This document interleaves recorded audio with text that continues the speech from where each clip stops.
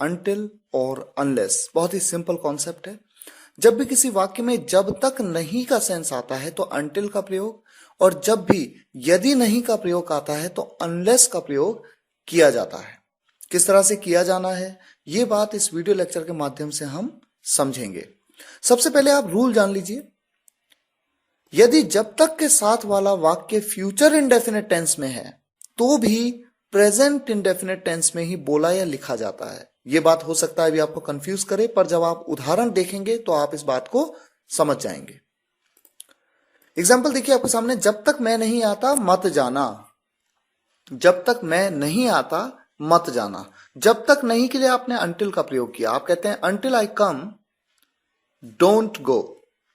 लेकिन दूसरा सेंटेंस देखिए, जब तक मैं नहीं आऊंगा। अब ये देखिए यहां पर जब तक के साथ वाला वाक्य फ्यूचर इंडेफिनिट टेंस में है। जब तक मैं नहीं आऊंगा गागेगी मत जाना।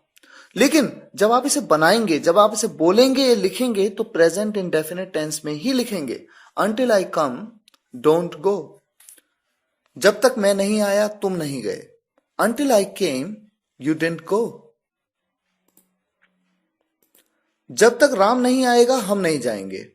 until Ram comes we will not go। जब तक नहीं के लिए आप क्या यूज कर रहे हैं? until। राम आएगा ये फ्यूचर में है लेकिन बनाएंगे प्रेजेंट में। राम सिंगुलर है, सिंगुलर के साथ में आप क्या लगाते हैं? थर्ड पर्सन सिंगुलर सब्जेक्ट के साथ में वर्ब के साथ एस या ईएस का प्रयोग। तो यहां पर एस का प्रयोग आप करेंगे। until Ram comes we will not go।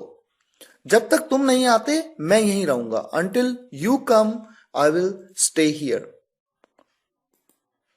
जब तक वो नहीं आया मैं पढ़ता रहा।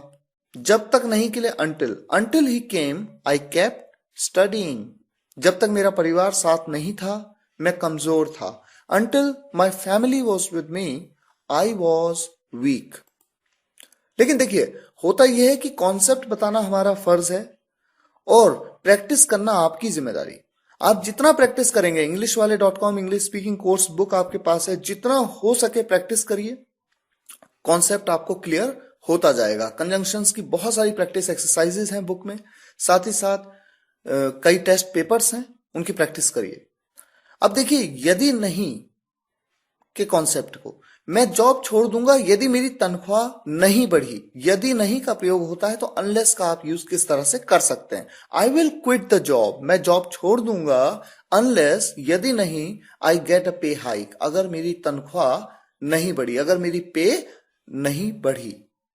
अनलेस आई गेट अ पे हाइक। अनलेस में ही नॉट भी है, यदि नहीं। राम नहीं पढ़ेगा अगर आपने उसे खेलने नहीं दिया। राम विल नॉट स्टडी अगर आपने उसे खेलने नहीं दिया। अगर नहीं यानी यदि नहीं, यदि नहीं के लिए unless you let him play.